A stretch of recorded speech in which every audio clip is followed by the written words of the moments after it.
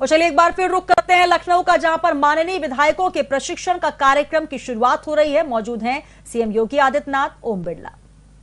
इस विधेयक, प्रश्नोत्तर प्रणाली, सीमित समिति प्रणाली, सदन के सदस्यों आदि की संपूर्ण सूचनाएं इस एप्लीकेशन के माध्यम से एक जगह प्राप्त हो सकेंगी, जिससे सभी विधानमंडलों की कार्यप्रणाली में समन्वय एवं एकरूपता स्थापित होगी।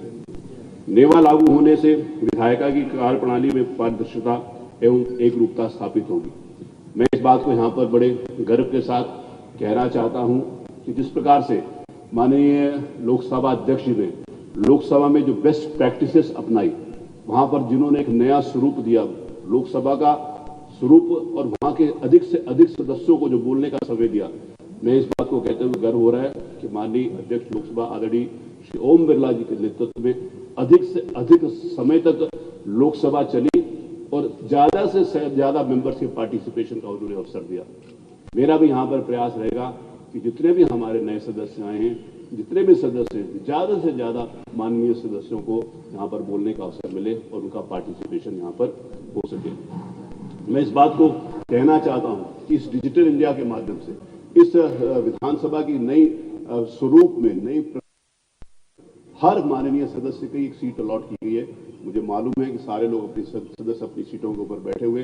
एक निवेदन करना चाहूंगा कि जो सीटें पहले थी उससे हमने सीटें भी बढ़ाई, लेकिन बहुत सारे सदस्यों को पता ही नहीं चला होगा कि कहां पर सीट बढ़ी है कहां पर नहीं।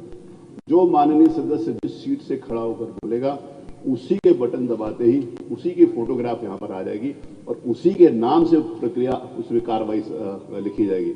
इसीलिए सभी माननीय सदस्यों से मेरा निवेदन है कि अपनी असाइंड सीट से ही अपना वक्तव्य दें, अपना भाषण करें। तो एक सभी, क्योंकि पहले अभी तक सीट असाइंड नहीं थी, मुझे लगता है कि बीच में कुछ सीटें खाली पड़ी हैं, इसका मतलब ये माननीय सदस्य उपस्थित नहीं है। इससे मेरे को भी पता चल जाएगा कि कौन सी सीट रोज खाली पड़ी रहती है, ताकि मैं भी उनको पूछ सकूँ कि भाई साहब कहाँ थे। तो ये मेरी भी जिम्मेवारी अधिक बढ़ जाती है, लेकिन हम सब लोगों की जिम्मेवारी होगी कि हम उस ओर आगे बढ़ते हैं। 403 माननीय सदस्य और 14 ऐसे माननीय मंत्रीगण जो काउंसिल के मेंबर हैं, यहाँ के मेंबर नहीं है। 403 + 14 हमारे लिए 416 सीटें बनानी एक टास्क था, एक चुनौती थी, और मुझे प्रसन्नता है कि मैंने माननीय मुख्यमंत्री जी से इसकी चर्चा करी, उनके सामने मैंने पूरी की पूरी बात रखी और उनके निर्देशन के अंतर्गत हम इस काम को पूरा कर सके। मेरे पास बहुत सारी बातें बोलने को हैं, लेकिन मैं इस बात को कहना चाहता हूं कि माननीय लोकसभा अध्यक्ष जी ने, जैसे मैंने कहा, उन्होंने पार्लियामेंट में बहुत कुछ काम किया।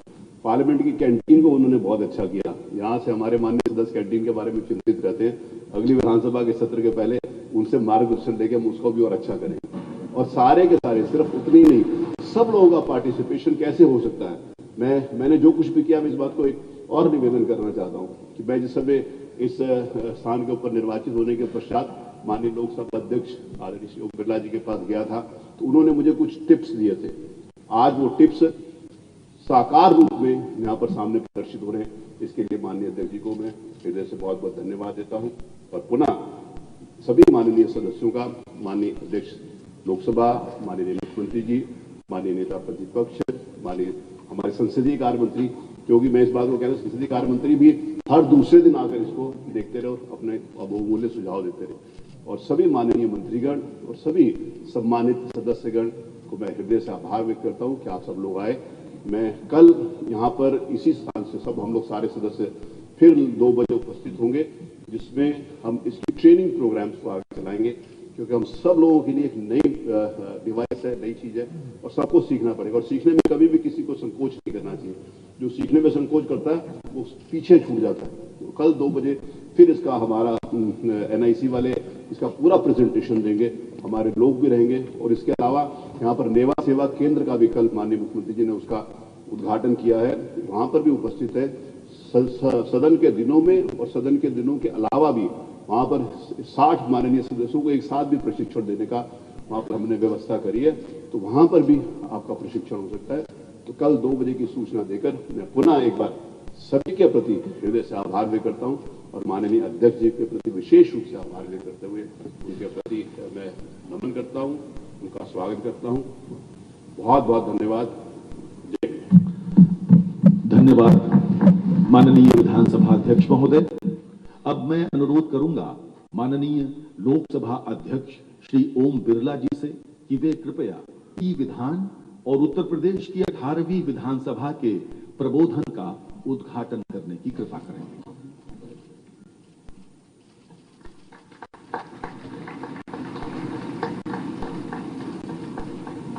धन्यवाद लोकसभा अध्यक्ष महोदय। और अब एनआईसी द्वारा ई विधान पर एक संक्षिप्त प्रस्तुति।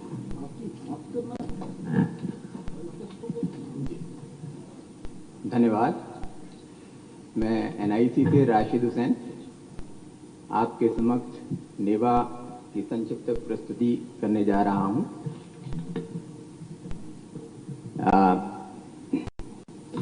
हमारे माननीय सदस्यों के सीट पर जो टैबलेट लगे हुए हैं उन पर पूरी कार्यसूची जो है लॉगिन आईडी उनको उपलब्ध कराने के बाद ये उनको दिखाई देगी।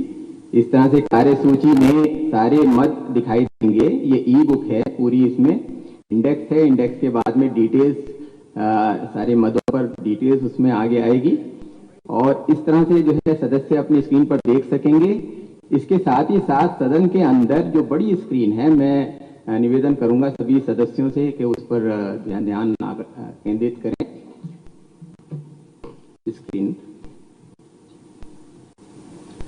जैसे ही सदन की कार्रवाई शुरू होगी, अध्यक्ष महोदय के आने के पश्चात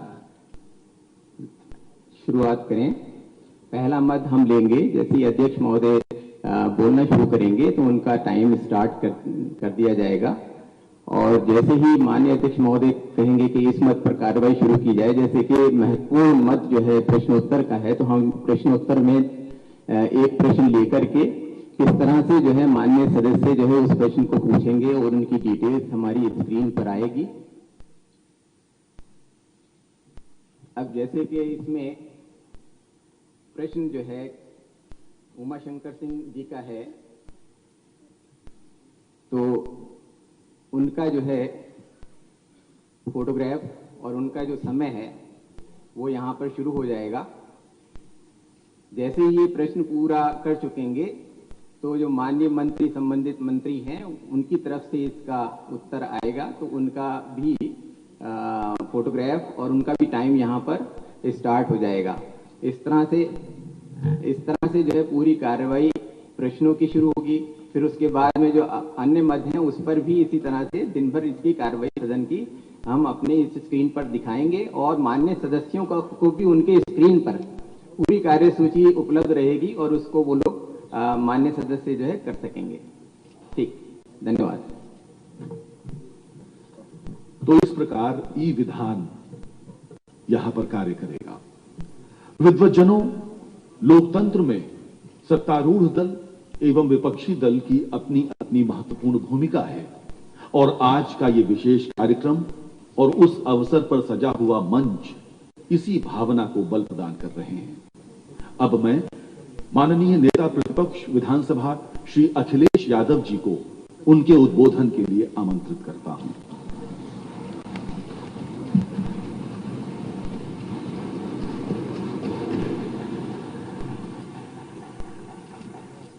मैं सबसे पहले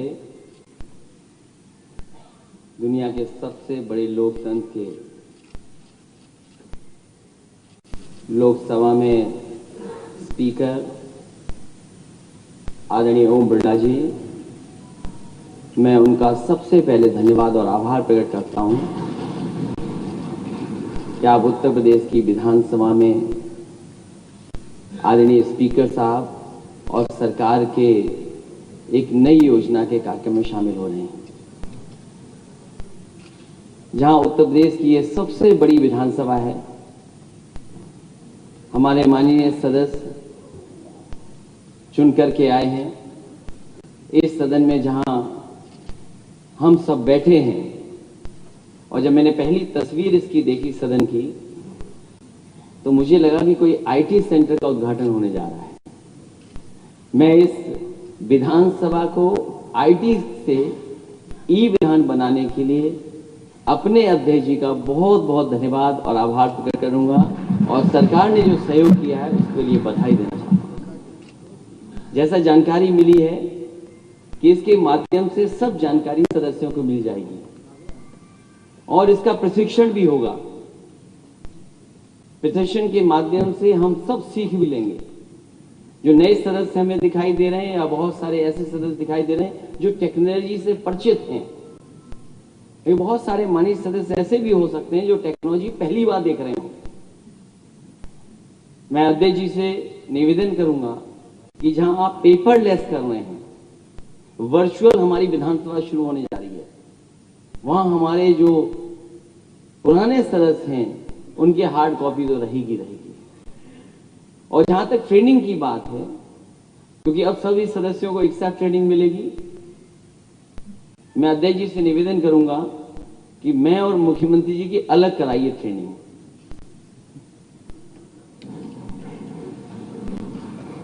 क्योंकि पता नहीं हम लोग जानेंगे चीजें कि नहीं जानेंगे। इसलिए अगर ट्रेनिंग से पूरा होकर के आएंगे तो इस टेक्नोलॉजी को समझ सकेंगे। और मुझे खुशी है कि सरकार इस तरफ ध्यान दे रही है कि जो आईटी का जितना भी इस्तेमाल करेंगे उतना ही ट्रांसपेरेंसी बढ़ेगी। मुझे याद है जो पुराने स्पीकर थे हमारे, उन्होंने भी शुरुआत की थी कि विधानसभा में जो हमारी लाइब्रेरी है उसको ई लाइब्रेरी बनाया जाए। कैसे नेटवर्किंग हो सके, जो हम आपस में कंप्यूटर से जुड़ सके। और आज एक कदम और आगे जा रहे हैं, जहां टेक्नोलॉजी मिलती रहेगी या टेक्नोलॉजी का बढ़ावा देंगे उतना ही हमारे काम करने में आसानी रहेगी। पूरा का पूरा एक जगह जानकारी मिलना। मुझे याद है कि जिस समय मैं डायल 100 योजना का शुरुआत कर रहा था, उस समय बहुत सारे लोग उस टेक्नोलॉजी को इंट्रोड्यूस नहीं होने देना चाहते थे, कारण कुछ भी हो। जब फाइल देखी गई तो उसमें बहुत बड़ी नोट लिखी हुई थी कि इस टेक्नोलॉजी के हो जाने से ये होगा।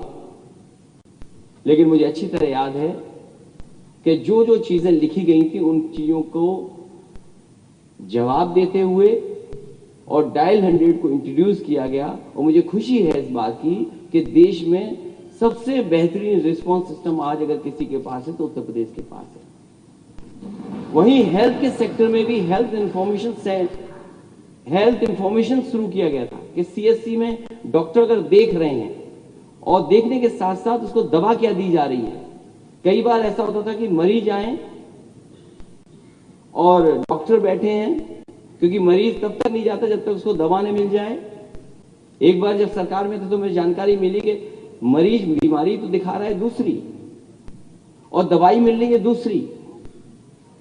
उस समय हेल्थ इंफॉर्मेशन जो सिस्टम लगा था उसके माध्यम से पता लग पा रहा था कि आखिरकार वहां सीएससी में हो क्या रहा है। इसी तरह जितनी भी टेक्नोलॉजी का इस्तेमाल होगा, मैं समझता हूं ट्रांसपेरेंसी, अकाउंटेबिलिटी, और जब हम लोग इस्तेमाल करेंगे तो शायद करप्शन भी कहीं ना कहीं हम दूर कर सकेंगे। मुझे याद है एग्रीकल्चर डिपार्टमेंट में जिस समय डीबीटी सिस्टम को लागू किया जा रहा था, एग्रीकल्चर विभाग बहुत ज्यादा तैयार नहीं था। समाजवादी सरकार में पहली बार 1 करोड़ का डेटा तैयार किया गया था फार्मर्स का, और उसके इंट्रोड्यूस होने के बाद आज शायद उत्तर प्रदेश वो 12 प्रदेश होगा जिसमें सबसे ज्यादा किसानों को डीबीटी सिस्टम के माध्यम से, जो दिल्ली की सरकार योजना चला रही है उसके माध्यम से सीधा सीधा लाभ पहुंच रहा है। इसलिए मैं अध्यक्ष जी को बधाई दूंगा, सरकार के मुख्यमंत्री जी को बधाई दूंगा कि आपने टेक्नोलॉजी को इंट्रोड्यूस किया है। इसी तरह और टेक्नोलॉजी का इस्तेमाल होगा तो कहीं ना कहीं चीजें और आसान होंगी, इंफॉर्मेशन और पहुंचेगी, लोगों तक पहुंचेगी। क्योंकि आज जो दुनिया है वो इसी टेक्नोलॉजी के सहारे चल रही है, और टेक्नोलॉजी जितनी इंट्रोड्यूस होगी उतना ही जनता को लाभ मिलेगा। इसलिए इस मौके पर मैं देश के स्पीकर आदरणीय ओम बिरला जी का बहुत बहुत धन्यवाद देता हूं। हमारी विधानसभा के स्पीकर जिन्होंने लगातार प्रयास कर करके, मेहनत करके और कम समय में ये लागू करने का काम किया, उनको बहुत बहुत बधाई। मुख्यमंत्री जी उनको बधाई, और जितने भी अधिकारी कर्मचारी इसमें शामिल रहे हैं, जिनकी वजह से आज हम देख सकते हैं और देश में कह सकते हैं कि हमारी विधानसभा ई विधान हो गई है, ई विधानसभा है, मैं उनको भी बहुत बहुत बधाई देता हूं। धन्यवाद माननीय अखिलेश यादव जी। सुधीजनों, इस वर्ष हम आजादी का अमृत महोत्सव मना रहे हैं। पिछले 75 वर्षों से हमारा लोकतंत्र वर्ष प्रति वर्ष निखर रहा है, मजबूत बन रहा है। इस श्रृंखला में विशेष रूप से आज का दिन अति विशेष है। वन नेशन वन एप्लीकेशन की परिकल्पना वाला ई विधान अब उत्तर प्रदेश विधानसभा का अभिन्न अंग बन चुका है। आज के कार्यक्रम को गरिमा के उच्च शिखर की ओर ले जाते हुए अब मैं माननीय मुख्यमंत्री श्री योगी आदित्यनाथ जी को उनके संबोधन के लिए आमंत्रित करता हूं।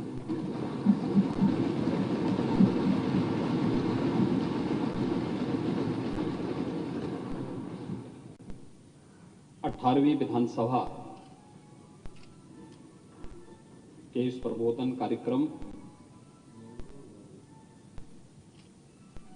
और ई विधान कार्यक्रम के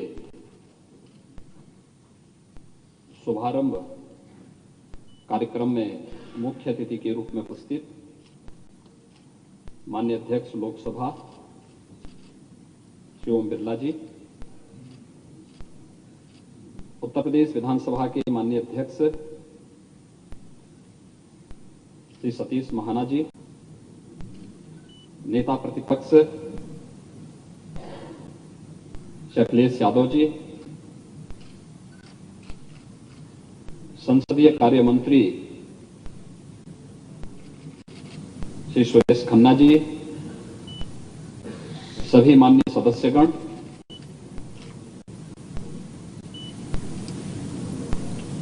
उत्तर प्रदेश विधानसभा के सभी नवनिर्वाचित माननीय सदस्यों के प्रबोधन प्रशिक्षण के लिए आयोजित इस विशेष कार्यक्रम में और ई विधान कार्यक्रम के शुभारंभ के इस आयोजन में मैं माननीय अध्यक्ष लोकसभा श्री ओम बिरला जी का आप सभी माननीय सदस्यों की ओर से और आपके माध्यम से उत्तर प्रदेश की जिस 25 करोड़ जनता के हितों के लिए यहां पर चिंतन मनन के कार्यक्रम चलने हैं, उन सब की ओर से हृदय से स्वागत करता हूं, अभिनंदन करता हूं।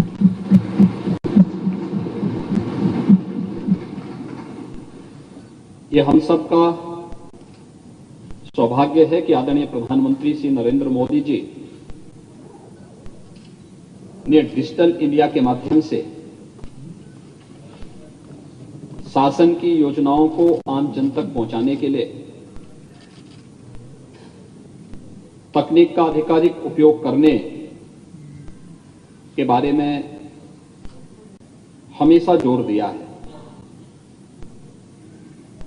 और प्रदेश सरकार ने विगत 5 वर्षों के अंदर तकनीक का अधिकाधिक उपयोग करते हुए समाज के अंतिम पायदान पर बैठे हुए व्यक्ति तक शासन की योजनाओं को जोड़ने, डीबीटी के माध्यम से शासन की योजनाओं का लाभ उन लोगों तक पहुंचाने के लिए जिस कार्यक्रम को आगे बढ़ाया था, आज उसके उत्साहवर्धक परिणाम भी हम सबके सामने आए हैं। मैं धन्यवाद दूंगा उत्तर प्रदेश के हमारे माननीय अध्यक्ष जी को,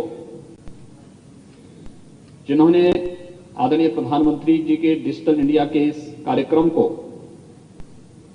वन नेशन वन एप्लीकेशन की भावना को चरितार्थ करते हुए नेशनल ई विधान एप्लीकेशन का आज यहां पर माननीय अध्यक्ष लोकसभा के कर कमलों से शुभारंभ किया है। वास्तव में उत्तर प्रदेश विधानसभा में निर्वाचित आप सभी माननीय सदस्यगण सौभाग्यशाली हैं कि दुनिया की सबसे बड़ी विधानसभा में आप सब एक निर्वाचित सदस्य के रूप में प्रदेश की 25 करोड़ जनता की भावनाओं का प्रतिनिधित्व करते हैं। शासन की बनने वाली योजनाओं के बारे में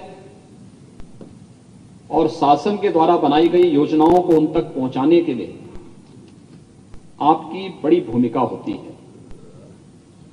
और मुझे प्रसन्नता है कि अन्य दिनों में भले ही हम लोग अलग अलग तरीके से अपनी बात कहते हों, लेकिन ई विधान कार्यक्रम शुभारंभ के अवसर पर माननीय लोकसभा के अध्यक्ष जी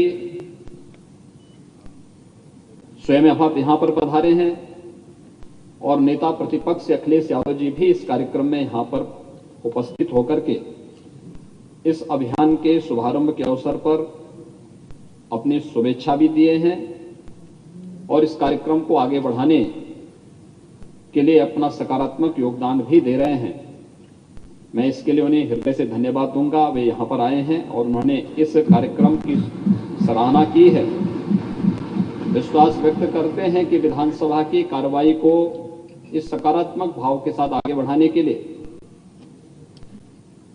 और इस तकनीक का अधिकाधिक उपयोग करते हुए हम उत्तर प्रदेश की 25 करोड़ जनता के हितों के संवर्धन के लिए सभी लोग मिलकर के कार्य कर पाएंगे, क्योंकि विपक्ष के द्वारा उठाए जाने वाले प्रश्न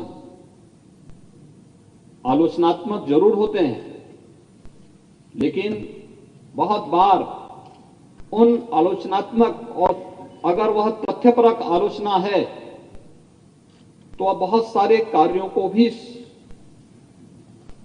सजगता के साथ और सुलभता के साथ आम जनमानस तक पहुंचाने में मदद करते हैं। और इस दिशा से सत्ता पक्ष और विपक्ष मिलकर के अगर 25 करोड़ जनता के हितों के लिए कार्य करने के लिए प्रतिबद्ध हों तो बहुत सारी समस्याओं का समाधान स्वतःस्फूर्त भाव के साथ होता हुआ दिखाई देता है। और इसलिए मैं धन्यवाद दूंगा उन्हें कि आज उन्होंने इस मंच के साथ शेयर करके अपने आप को ई विधान के साथ जोड़ने का कार्य किया है। उत्तर प्रदेश में विगत 5 वर्ष के अंदर अनेक कार्यक्रम हुए हैं। हमने 2 वर्ष पहले ही पेपरलेस बजट भी इसी माननीय सदन में हमारी सरकार ने प्रस्तुत किया था और उस समय भी मैंने माननीय सदस्यों के मन की इस पीड़ा को देखा था कि वास्तव में हम लोग क्या वन नेशन वन एप्लीकेशन के आदरणीय प्रधानमंत्री जी के उस विजन के अनुरूप इस कार्यक्रम को आगे बढ़ा पाएंगे। और मैं धन्यवाद दूंगा कि आज वह सपना साकार हुआ है जब नेशनल ई विधान एप्लीकेशन के साथ ही हमारी पूरी की पूरी ये विधानसभा ई विधान के रूप में बदल करके माननीय सदस्यों के कार्य को और भी सहज और सरल बना दी है। अब आपको बहुत मोटा बैग लेकर के आने की आवश्यकता नहीं पड़ेगी। बहुत बार होता था कि माननीय सदस्य जब सदन में आते थे तो अपने एक सहायक को साथ में लेकर के चलते थे और बहुत बार तो इस बात को लेकर के सुरक्षा कर्मियों के साथ उनकी बकझक होती थी कि साहब मेरा बैग लेकर के अंदर तक मेरा सहायक आए।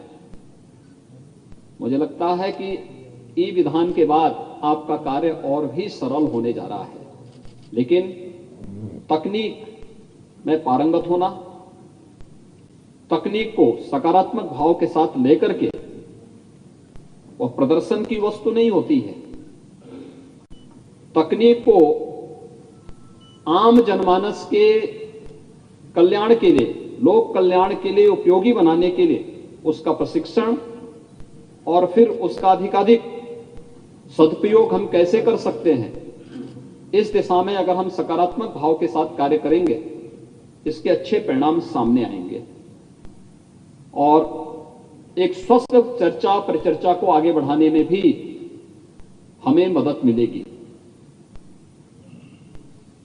मुझे प्रसन्नता है कि आज यहां पर माननीय लोकसभा के अध्यक्ष जी का मार्गदर्शन 2 वर्ष के बाद फिर से यहां पे प्राप्त हो रहा है। जनवरी 2020 में आप यहां पर एक कार्यक्रम की से इसी सदन में संबोधित करने के लिए आए थे जब तमाम विधानमंडलों से जुड़े हुए माननीय पदाधिकारी और स्पीकर से यहां पर उपस्थित होकर के कैसे हमें संसदीय कार्य प्रणाली को और भी मजबूत बनाना है, इस दिशा में एक स्वस्थ परिचर्चा को आगे बढ़ाने का कार्य हुआ था। 17वीं विधानसभा इस दिशा से बहुत समृद्धशाली रही। यद्यपि 2 वर्ष का कार्यकाल हम लोगों का वैश्विक महामारी कोरोना से जूझते हुए उसके प्रबंधन में व्यतीत हुआ, लेकिन उस संकट के दौर में भी, चुनौतियों के बीच में भी कैसे रास्ता बनाया जाना चाहिए, प्रधानमंत्री जी के मार्गदर्शन में, उनके नेतृत्व में न केवल सरकार ने बल्कि विधानसभा ने भी अपने कोई सत्र बाधित नहीं होने दिया। हां, ये जरूर रहा कि हम लोग जो सदन की स्ट्रेंथ थी उतने मान्य सदस्यों को एक साथ यहां नहीं बिठा पाते थे। हमने वर्चुअल जुड़ने की भी परमिशन दी है। जो बड़े बड़े स्क्रीन लगे हुए हैं, इसी बात के लिए उस समय भी स्थापित किए गए थे कि हम इस स्क्रीन का उपयोग कर सकें और कोई मान्य सदस्य जो 60 साल से ऊपर का है, पहले से किसी बीमारी से ग्रसित है, अगर वह चाहे या अस्वस्थता की स्थिति में है तो वह चाहे तो वर्चुअली भी जुड़ करके सदन की कार्रवाई का में भागीदार बन सकता है। और उस समय भी सदन का कार्य हो सकता है कि हमने सदन की कार्यप्रणाली को नियमित चलाया। हां, उसकी अवधि को सीमित किया गया, लेकिन सदन तब भी चला। सरकार ने अपनी सारी गतिविधियों को चलाया, कोविड प्रबंधन का एक मॉडल खड़ा करने का प्रयास किया। उस चुनौती से जूझते हुए आज हम लोग एक नई विधानसभा की ओर आगे बढ़ रहे हैं। 18वीं विधानसभा का गठन होना और 18वीं विधानसभा के गठन के साथ ही ई विधान लागू होना और उसके प्रशिक्षण का भी कार्यक्रम। कल मैं स्वयं यहां पर आया था, मैंने पूरे सदन का अवलोकन किया था, मान्य सदस्यों के प्रशिक्षण के कार्यक्रम को भी देखा।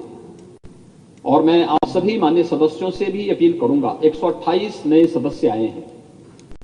पुराने भी मान्य सदस्य बहुत सारे ऐसे होंगे कि जिनको अब तक ये लगता रहा होगा कि हो सकता है कि इसकी प्रशिक्षण की आवश्यकता हमारी नहीं। यद्यपि हमारे ई कैबिनेट पहले से, हमने ई बजट 2 वर्ष पहले ही प्रदेश में यहां लागू कर दिया, लेकिन मेरा आप सबसे अनुरोध होगा कि हम तकनीक से भागे ना,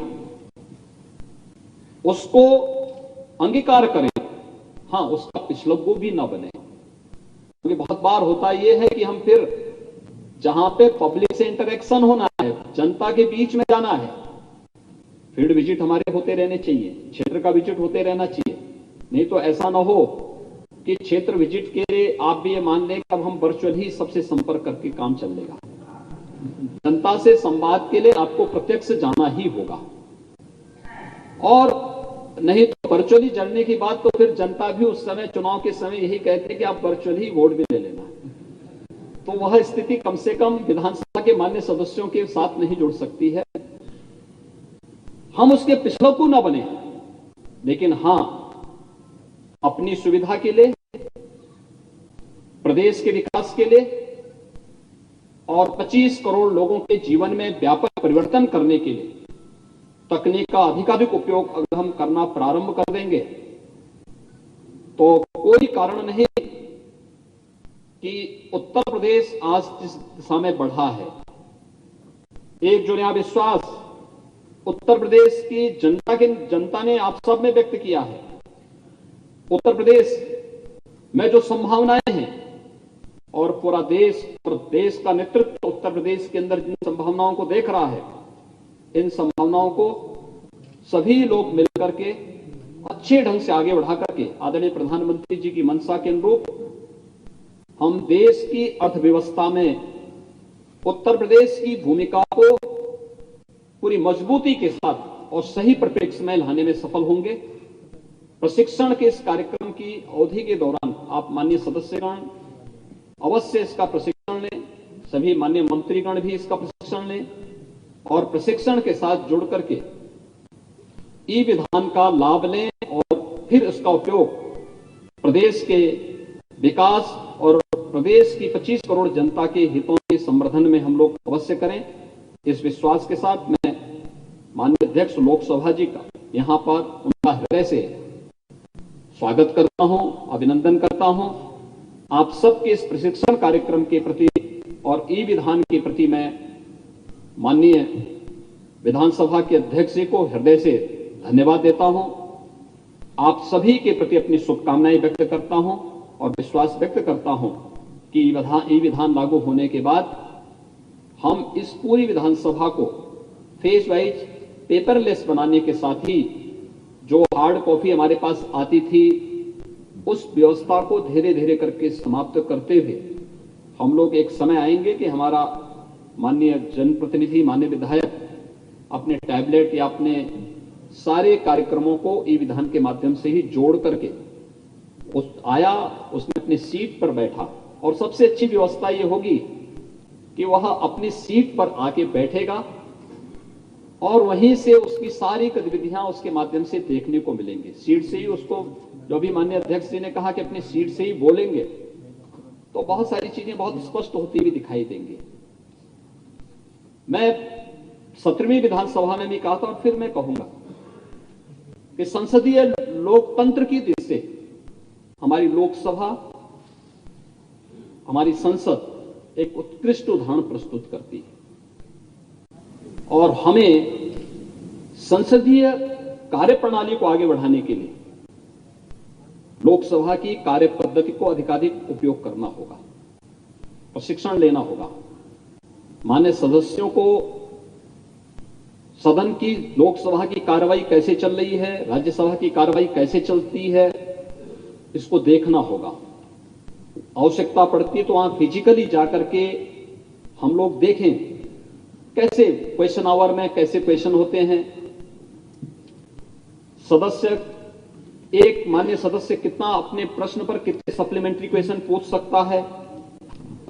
प्रश्न एक मान्य सदस्य ने पूछा है लेकिन अन्य कितने सदस्य उस पर सप्लीमेंट्री पूछने की सुविधा ले सकते हैं और 1 घंटे के अपने क्वेश्चन आवर को हम कैसे अधिक से अधिक समृद्धशाली बना सकते हैं, इससे अधिक से अधिक मान्य सदस्यों को मौका मिल सके या किसी भी मुद्दे पर परिचर्चा को आगे बढ़ाने के लिए उसको हम प्रभावशाली तरीके से आगे कैसे बढ़ा सकते हैं, नए सदस्यों को कैसे मौका मिलना चाहिए, इन सभी मुद्दों को लेकर के ई विधान के साथ ही 18वीं विधानसभा इन सभी कार्यक्रमों को लेकर के स्वस्थ संसदीय प्रक्रिया को आगे बढ़ाने में भी हम लोग सफल होंगे, इस विश्वास के साथ कि 17वीं विधानसभा में कुछ कार्यक्रम आगे ऐसे चले थे। खासतौर पर हमने सस्टेनेबल डेवलपमेंट गोल्स पर 36 घंटे तक उत्तर प्रदेश विधानसभा में विशेष चर्चा हुई थी और मुझे लगता है कि किसी भी राज्य विधानमंडल की यह पहली चर्चा थी जिसने 36 घंटे तक निरंतर चर्चा को चला करके गरीबी उन्मूलन के लिए, शिक्षा के क्षेत्र में क्या परिवर्तन हो सकते हैं, सबको स्वास्थ्य के लक्ष्य को कैसे आगे बढ़ाया जा सकता है, कृषि और जल संसाधन के क्षेत्र में क्या कुछ किया जा सकता है, स्किल डेवलपमेंट और रोजगार उपलब्ध कराने में कैसे हम योगदान दे सकते हैं, इन सभी मुद्दों पर व्यापक चर्चा हुई थी। उसके लिए मंत्रिमंडल के समूह बनकर के उन कार्यक्रमों को हम लोगों ने आगे बढ़ाने का काम भी किया, काफी कार्यक्रम आगे भी बढ़े। ऐसे ही राष्ट्रपिता महात्मा गांधी की 150वीं जयंती कार्यक्रम के अवसर पर भी विधानमंडल का विशेष सत्र आहूत किया गया था। यह कार्यक्रम हमारी स्वस्थ संसदीय प्रणाली को व्यक्त करने का भी एक माध्यम था और चर्चा परिचर्चा के माध्यम से हम अपने संसदीय सामान्य रूप से औपचारिक कार्यक्रमों के इतर भी अन्य विषयों पर भी हम गंभीर चर्चा को आगे बढ़ा सकें। यह कार्यक्रम भी यहां पर चले थे और यह हमारे लिए सौभाग्य की बात है कि जब उत्तर प्रदेश विधानसभा, जो देश की और दुनिया की सबसे बड़ी विधानसभा है, जब इस विधानसभा को हम ई विधान के रूप में परिवर्तित कर रहे हैं, यह वर्ष आजादी का अमृत महोत्सव का वर्ष भी है। हम सब जानते हैं आदरणीय प्रधानमंत्री जी ने पूरे देश को इस संकल्प के साथ जोड़ने का कार्य किया है। खासतौर पर उन्होंने इस बारे में कहा है कि अमृत महोत्सव आजादी के 75 वर्ष हम पूरे करने जा रहे हैं। आत्मावलोकन करने का एक अवसर तो हमें दे रहा है, लेकिन साथ साथ हम अगले 25 वर्ष की एक व्यापक कार्य योजना लेकर के चले, अमृत काल इसे मान करके चले। विगत 8 वर्ष के दौरान क्या कुछ हुआ देश के अंदर, इसको जाने और अमृत काल के रूप में आगामी 25 वर्षों की कार्य योजना समाज का हर तबके का व्यक्ति, एक माननीय सांसद, एक माननीय विधायक, एक माननीय ग्राम पंचायत में चुना गया ग्राम प्रधान, क्षेत्र पंचायत में चुने गए क्षेत्र पंचायत समिति के सदस्य, जिला पंचायत के सदस्य, उनके चेयरमैन, ये सभी लोग हमारे नगर निकायों के पार्षद, उनके चेयरमैन, महापौर या समाज का सामान्य व्यक्ति, किसान हो, नौजवान हो, महिलाएं हो, समाज के प्रत्येक तबके का व्यक्ति, कि अमृत काल का उपयोग हम अपने ग्राम पंचायत को, अपने मोहल्ले को, अपने वार्ड को, अपने नगर निकाय को, अपने विधानसभा को, अपने जनपद को, अपने प्रदेश को कैसे हम समृद्धि के मार्ग पर आगे बढ़ा करके सुशासन के उस लक्ष्य को प्राप्त कर सकें जो देश के आजादी के अमर सेनानियों ने जो सपना देखा था, उस सपने को साकार कैसे कर सकें। 25 वर्ष की उस कार्य योजना को लेकर के अगर हम चलेंगे तो कोई कारण नहीं कि अमृत काल का उपयोग भारत को न केवल एक भारत श्रेष्ठ भारत की उस परिकल्पना को जो आदरणीय प्रधानमंत्री जी के नेतृत्व में तेजी के साथ आगे बढ़ रहा है, बल्कि भारत दुनिया के अंदर एक नेतृत्वकर्ता देश के रूप में होगा। इस विश्वास के साथ हम सबको जुड़ करके कार्य करना होगा। अमृत महोत्सव वर्ष में ई विधान लागू करने और माननीय सदस्यों के प्रबोधन कार्यक्रम के अवसर पर एक बार फिर से माननीय लोकसभा अध्यक्ष जी का हृदय से स्वागत और अभिनंदन करते हुए अपने उत्तर प्रदेश विधानसभा के अध्यक्ष श्री सतीश महाना जी का मैं हृदय से धन्यवाद दूंगा कि उन्होंने बहुत कम समय में इस बेहतर तकनीक का उपयोग करते हुए उसके प्रशिक्षण के कार्यक्रम को भी आगे बढ़ाया है। क्योंकि प्रशिक्षण अगले 2-3 दिन के अंदर हम लोग इतना पारंगत हों कि 23 मई को जब यहां पर माननीय राज्यपाल महोदय अभिभाषण देने के लिए आए, समेत सदन को अभिभाषण देने के लिए यहां पर उपस्थित हों, तो उस समय एक टैबलेट हम सबके सामने ई विधान के रूप में एक नई तस्वीर उत्तर प्रदेश विधान सभा की प्रस्तुत करता हुआ दिखाई दे। और फिर ये बजट सत्र भी हमारा होगा, तो बजट सत्र का भी एक आयोजन हम इसके साथ देख पाएंगे। हमारा प्रयास होगा कि इस सत्र में भले ही हम आपको हार्ड कॉपी भी उपलब्ध कराएं, लेकिन अगले सत्र से प्रयास होगा कि सब आप सॉफ्ट कॉपी के माध्यम से ही आप ई विधान की कार्य प्रणाली के साथ जुड़ सके। एक बार फिर से मैं इस पूरी कार्य पद्धति के प्रति, इस प्रबोधन कार्यक्रम के प्रति, ई विधान के प्रति, इससे जुड़े हुए विधान सभा से के सभी हमारे जो प्रमुख सचिव और उन अधिकारीगण हैं, उनकी पूरी टीम को, एनआईसी की पूरी टीम को हृदय से धन्यवाद देते हुए आप सभी के इस प्रशिक्षण के प्रति मैं अपनी शुभकामनाएं देता हूं। धन्यवाद। जय हिंद। धन्यवाद माननीय मुख्यमंत्री महोदय। उत्तर प्रदेश विधानसभा भाग्यशाली है कि उसे समय समय पर लोकतंत्र के देश के सबसे बड़े मंदिर लोकसभा के माननीय अध्यक्ष महोदय का मार्गदर्शन और आशीर्वाद मिलता रहा है। अब मैं अत्यंत विनम्रता पूर्वक माननीय अध्यक्ष लोकसभा श्री ओम बिरला जी को उनके आशीर्वचन के लिए आमंत्रित करता हूं।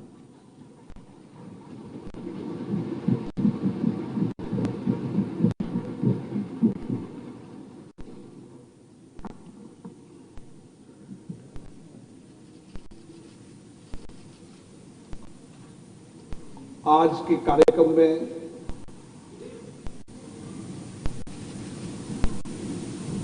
उपस्थित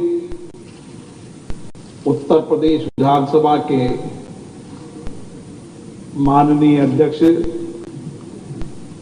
श्री सतीश महाना जी,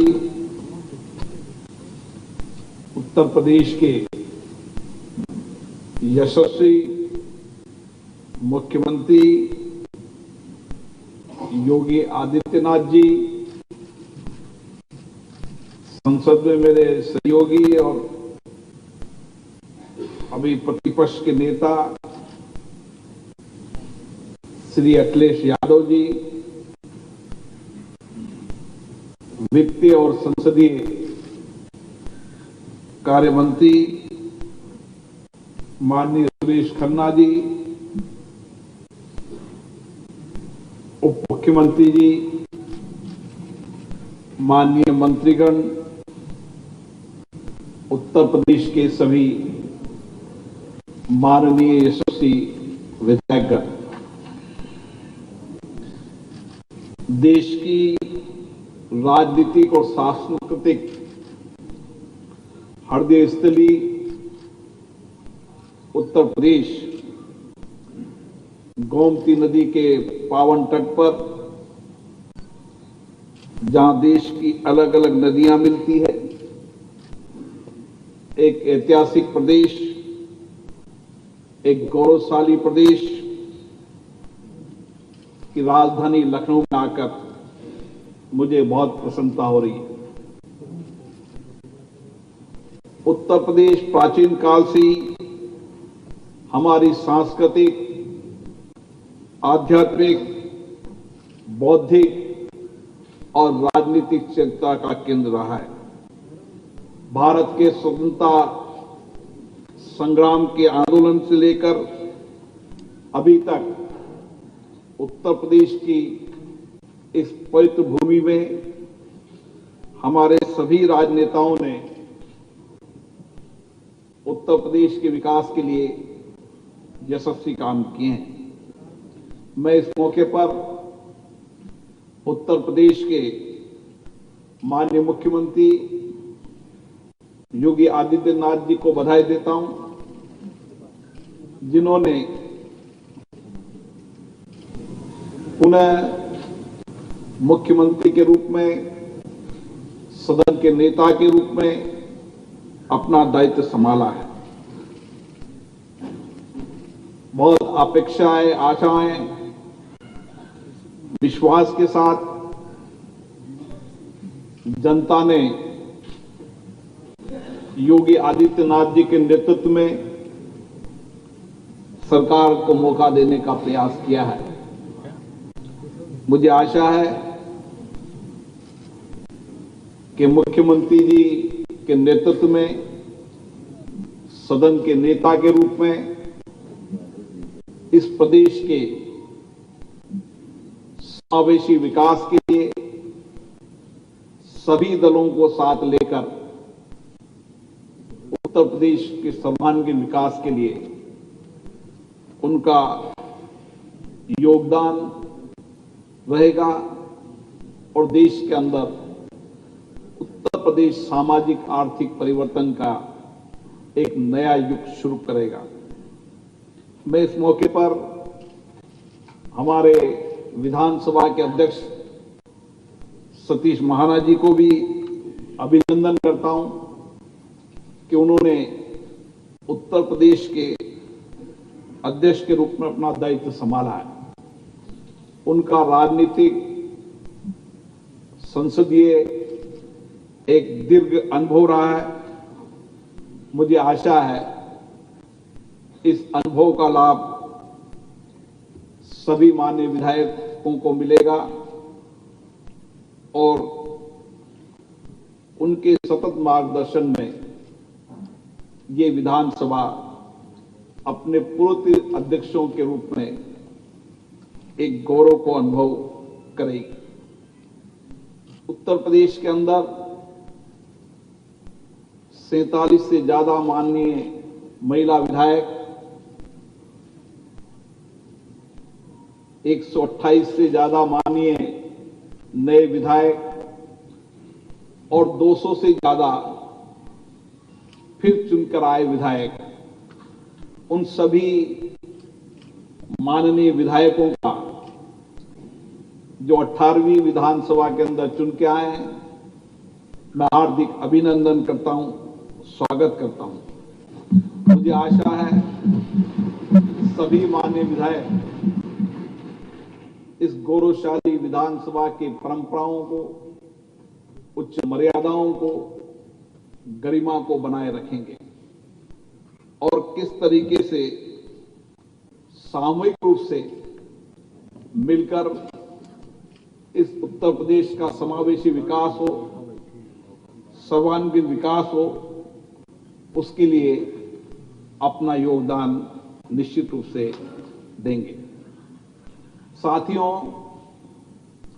हम आजादी की 75 वर्ष की इस लोकतंत्र की यात्रा से गुजर रहे हैं और इस 75 वर्ष की इस लोकतंत्र की यात्रा में हमारे देश में संसदीय लोकतंत्र सशक्त हुआ है, मजबूत हुआ है, जनता का विश्वास, भरोसा हमारे संसदीय लोकतंत्र के प्रति और बढ़ा है।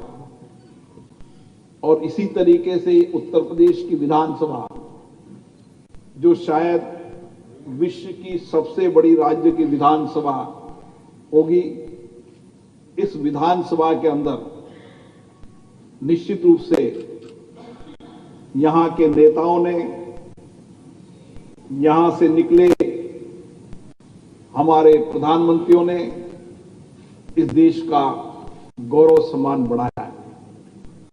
ये प्रदेश वो प्रदेश है जहां पर वर्तमान प्रधानमंत्री भी उत्तर प्रदेश के हैं और 9 से ज्यादा प्रधानमंत्रियों ने इस देश का नेतृत्व किया है। इसलिए राष्ट्रीय राजनीति के अंदर भी उत्तर प्रदेश की हमेशा विशेष भूमिका रही है और उत्तर प्रदेश विधानसभा की भी सभी विधानमंडलों के मार्गदर्शन में विशेष भूमिका रही है। मैं इस मौके पर सतीश महाना जी को, मुख्यमंत्री जी को बहुत बहुत धन्यवाद दूंगा, जिन्होंने पूरे देश को, विधानमंडल को एक दिशा दी है। ई विधान के माध्यम से सूचना और प्रौद्योगिकी का उपयोग कर हम किस तरीके से विधानमंडलों को जनता के प्रति और जवाबदेही बना सकते हैं और हमारे विधायकों को सूचना प्रौद्योगिकियों की संपूर्ण जानकारी के साथ तर्क से अपनी बात कहने का मौका देंगे। निश्चित रूप से आज जो ई विधान और कंप्यूटराइज का शुभारंभ हुआ है, निश्चित रूप से सूचना और प्रौद्योगिकी का लाभ हमको भी मिलेगा और प्रदेश की जनता को मिलेगा। साथियों, भारत दुनिया का सबसे बड़ा लोकतंत्र है। जब आजादी प्राप्त हुई थी तो हमारे सामने एक चुनौती थी कि हम शासन चलाने की कौन सी पद्धति अपनाएं, लेकिन हमारे मनीषियों ने उत्तर प्रदेश में विशेष रूप से जवाहरलाल नेहरू ले लें, बाबा साहब अम्बेडकर ले लें, तमाम नेताओं ने बड़ी सूझबूझ के साथ संसदीय प्रणाली अपनाई। आज दुनिया के अंदर शासन चलाने की सर्वश्रेष्ठ पद्धति है तो संसदीय लोकतंत्र की प्रणाली है। और इसीलिए मैं कह सकता हूं कि इस समय हमारी बड़ी जिम्मेदारी हो जाती है कि हम किस तरीके से इस संसदीय लोकतंत्र के माध्यम से अपने दायित्वों को निभाते हुए जनता की अपेक्षाएं, आकांक्षाएं, विश्वास, भरोसे को कायम रखें। जनता ने बहुत विश्वास के साथ, भरोसे के साथ आपको चुनकर भेजा है और प्रतिनिधि सभा के रूप में आप लाखों लोगों का प्रतिनिधित्व करते हैं। किस तरीके से आप उनकी चिंताओं को, उनके अभावों को, उनकी कठिनाइयों को, उनको समस्याओं को सदन के माध्यम से सरकार तक पहुंचाएं।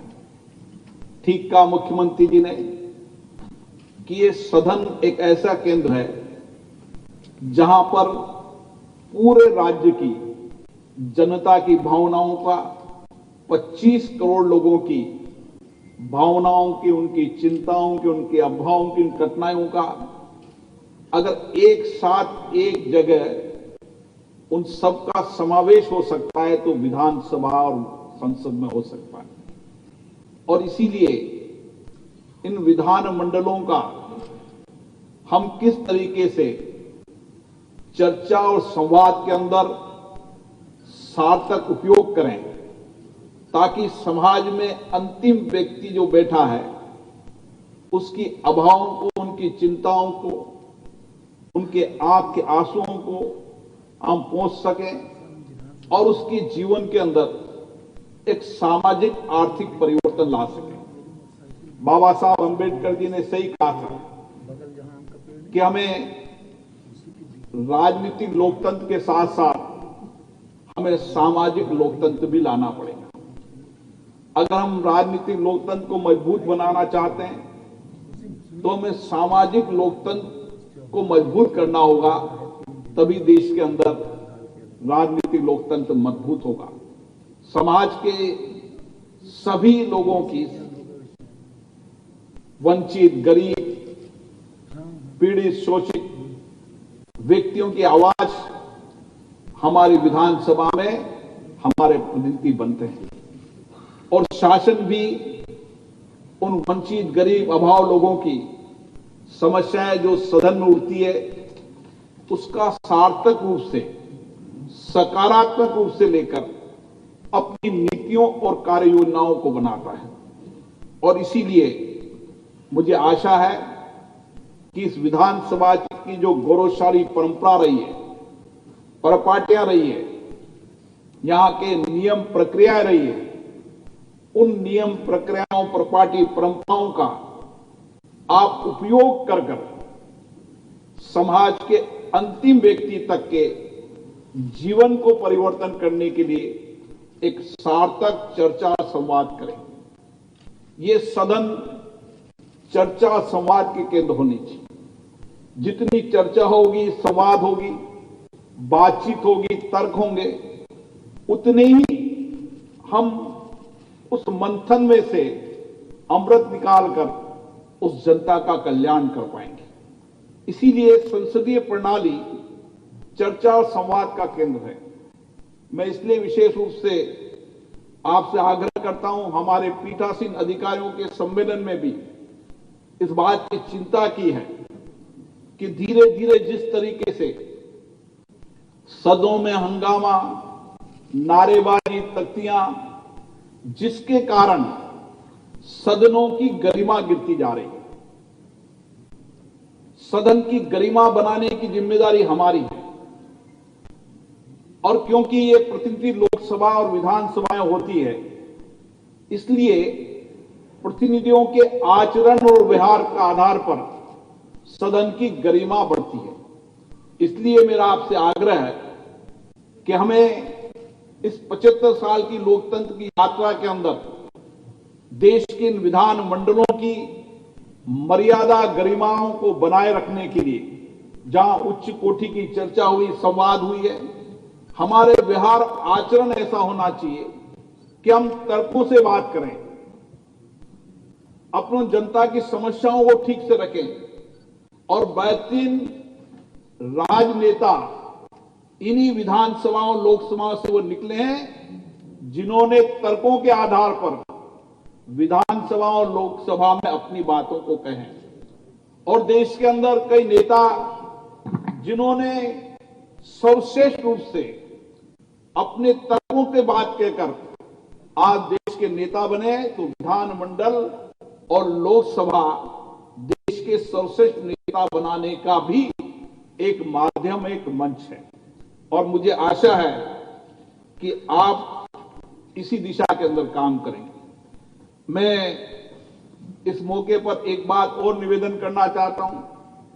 संसद और विधानमंडल का मूल काम कानून बनाने का भी है और ये उत्तर प्रदेश की विधानसभा का अपना गौरवपूर्ण इतिहास रहा है, जिन्होंने एक महत्वपूर्ण कानून विधानसभा में बनाकर लोगों के सामाजिक, आर्थिक जीवन के अंदर व्यापक परिवर्तन की, उनको संवैधानिक अधिकार के साथ उनका जीवन सरल हो, सहज हो, कानून की मदद के माध्यम से उनको त्वरित गति से न्याय मिल सके, इसके लिए इस विधानसभा का गौरवपूर्ण इतिहास रहा है।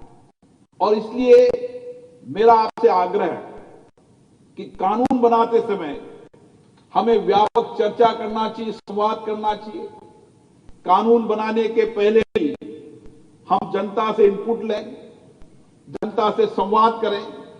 जितनी अच्छी कानून बनाने में चर्चा संवाद होगा, तर्क होंगे, सरकार को भी मार्गदर्शन मिलेगा और जिस जनता के कल्याण के लिए कानून बना रहे हैं उस जनता का भी कानून बनने से कल्याण होगा। देश की सरकार हो चाहे राज्य की किसी भी दल की सरकार हो, हर सरकार का एक ही मकसद रहता है कि हम कानून बनाकर लोगों को संवैधानिक अधिकार दें, न्याय का अधिकार दें, जो जीवन में उनकी कठिनाइयां, परेशानियां दैनिक जीवन में आती है उसको सरलता दें। और इसीलिए